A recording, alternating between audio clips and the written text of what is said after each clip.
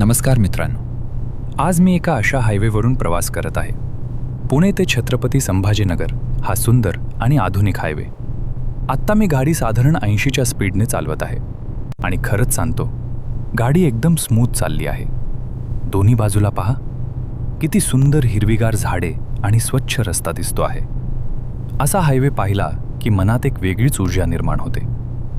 पण आज या नव्या हायवेमुळे हा प्रवास आनंददायी आणि आरामदायी झाला आहे.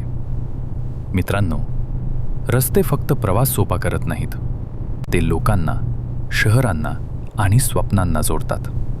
आज या हायवेवरून जाताना मला एकच गोष्ट जाणवते. जसा हा हायवे 2 शहरांना जोडतो, तसंच आपल्या आयुष्यातही एक स्पष्ट डायरेक्शन असली तर आपणही आपल्या डेस्टिनेशनपर्यंत पोहोचू शकतो. म्हणूनच प्रवास कितीही लांब असो, रस्ता कितीही वळणाचा असो, थांबायचं नाही, प्रवास सुरू ठेवायचा. आणि अशाच एका सुंदर प्रवासातून आज मी हा अनुभव तुमच्यासोबत शेअर करत आहे.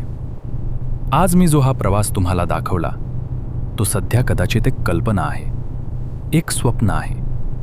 पण मला पूर्ण विश्वास आहे की लवकरच पुणे ते छत्रपती संभाजीनगर हा सुंदर हायवे प्रत्यक्षात तयार होईल आणि आपण सगळेच या रस्त्यावरून असा सुखद आणि जलद प्रवास अनुभवू.